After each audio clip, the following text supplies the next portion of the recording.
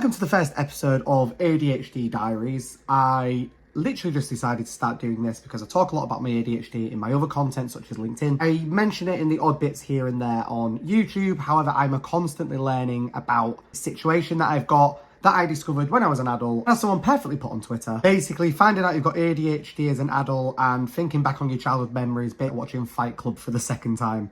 And it really can feel like that because, like I said, I'm discovering different things about this. I'm learning different elements about myself and maybe why I'm like that and why I do things in a certain way.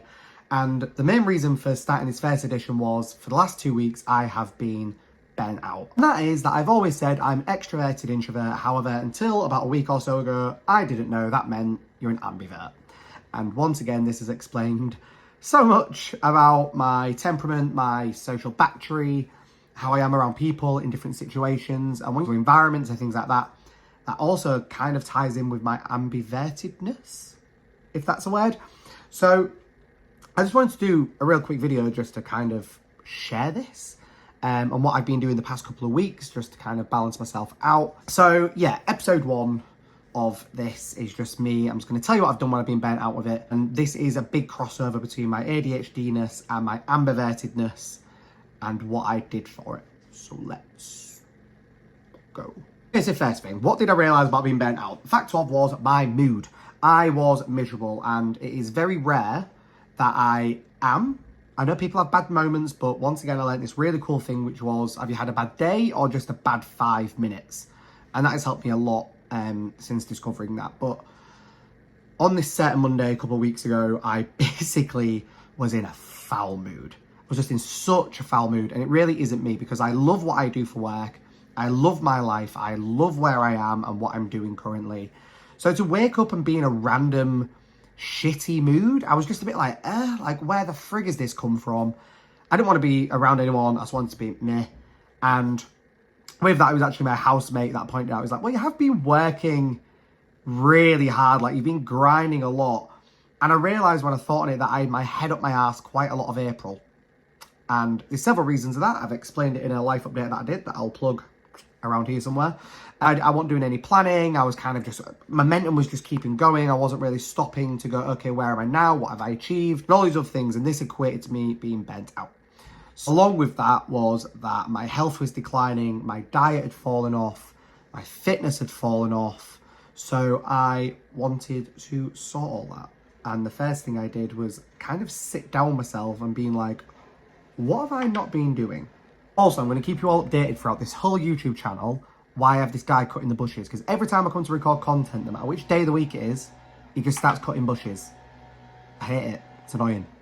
So finding balance as an ambivert, obviously ADHD aside, is really challenging because I'm both extroverted and introverted. So here are the 5 things. I narrowed it down to 5 out of many that I do help my ADHD and ambivertedness, like I've said. So number 1 is knowing your limits. Before I got burnt out, I had about 2 months worth of where I was busy all the time. That'd be every weekend, or then the odd weekend I wasn't busy, like socializing with friends or anything like that. I was then catching up from the previous weeks before. So it was absolutely killing me. And this is really hand in hand for most entrepreneurs anyway, but really was difficult to make sure I was managing that alongside everything else because it's difficult. And it's tiring. And this is what this point is all about. This point is all about knowing your limits. You have to know them, and it's difficult. It's really, really hard at times, but you've really got to know your limits and understand them. Otherwise, you're going to completely fail, and you're going to end up doing what I did, which is burnout.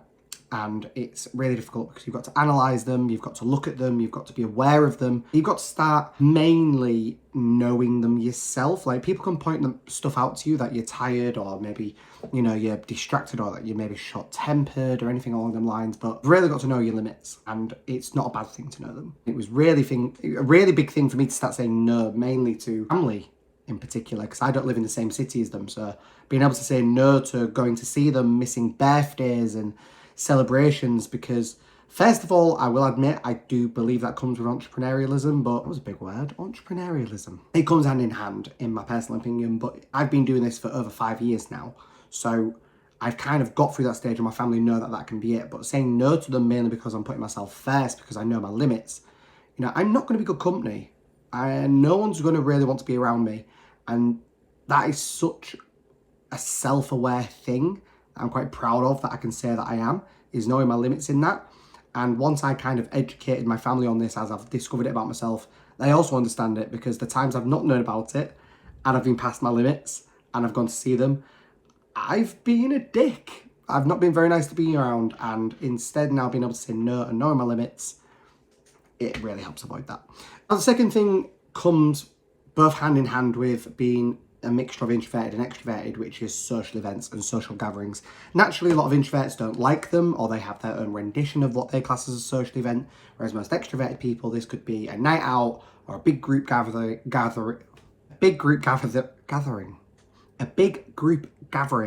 Try saying that when you're drunk.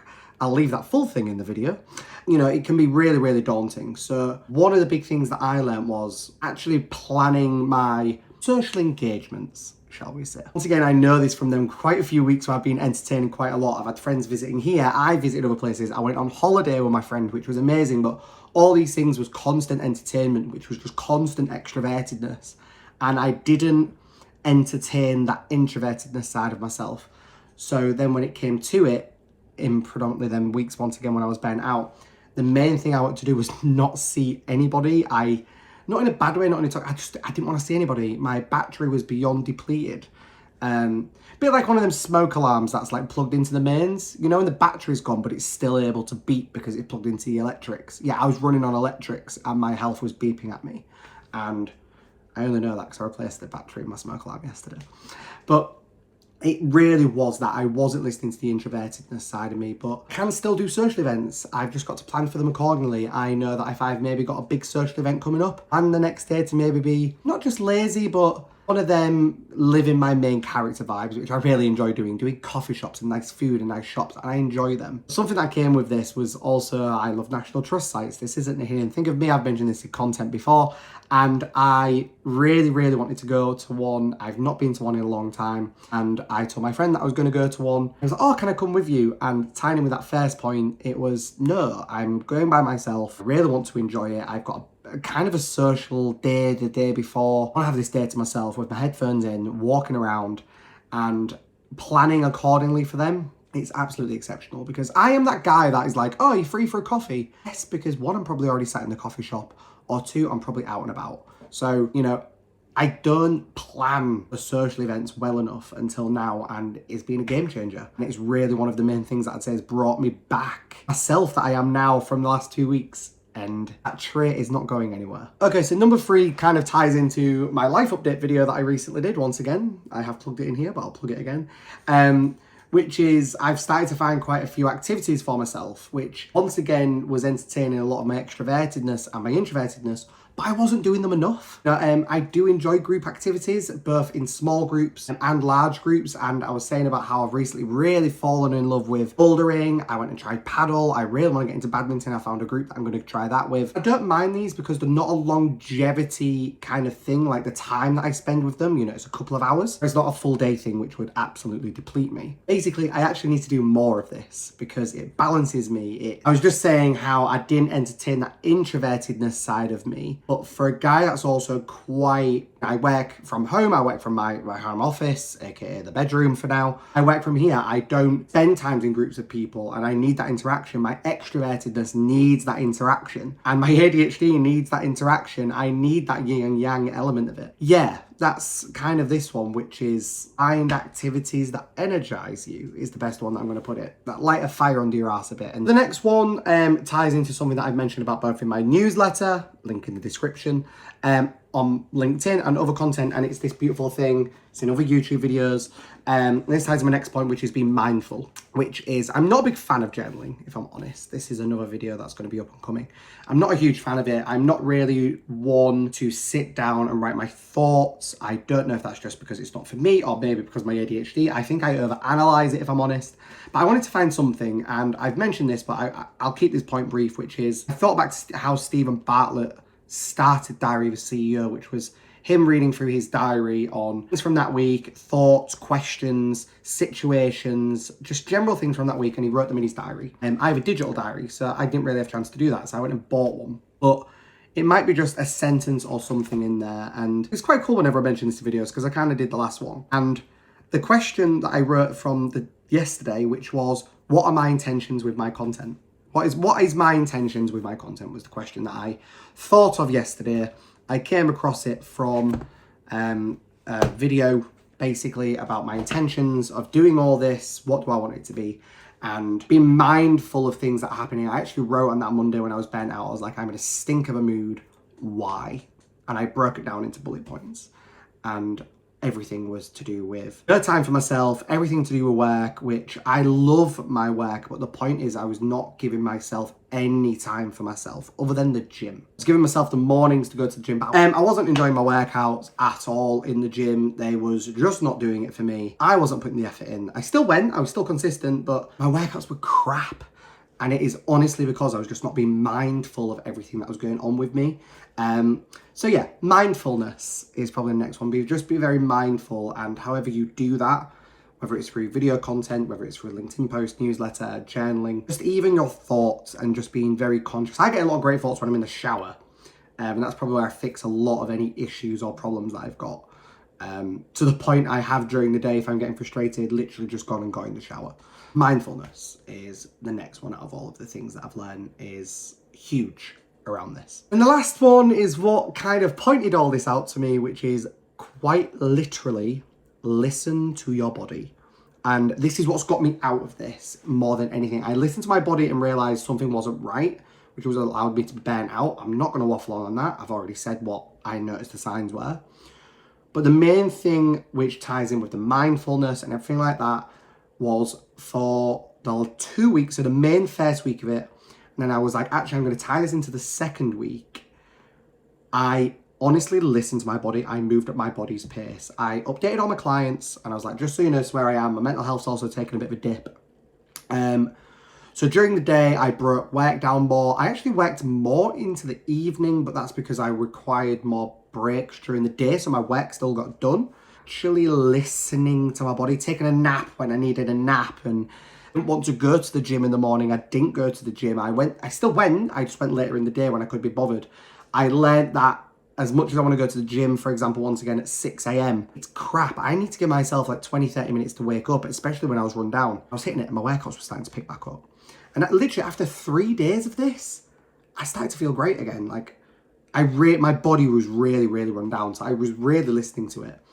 And then I dragged this into the second week, and I was like, I'm going to do it as much this week. A little bit more discipline, in particular when it came to work. But in life, I was listening to my body, and it was one of the best things I ever did. And by this, I mean, I do want to point out that the Saturday previously to noticing I was burnt out, I woke up on a Saturday at 8:30 in the morning, and I hated myself. I was scum of the earth. How dare I wake up at that time? Which someone pointed out to me actually yesterday. That sounds a bit like self-sabotage. And I was like, yeah, it does. It really does sound like self-sabotage.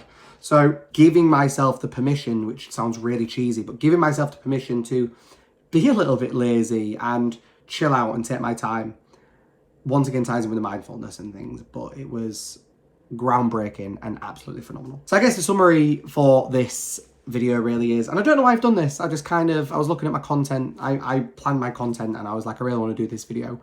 If this is you, so April is normally a really shit month. You've just finished the first quarter, it's accounts time, it's tax time.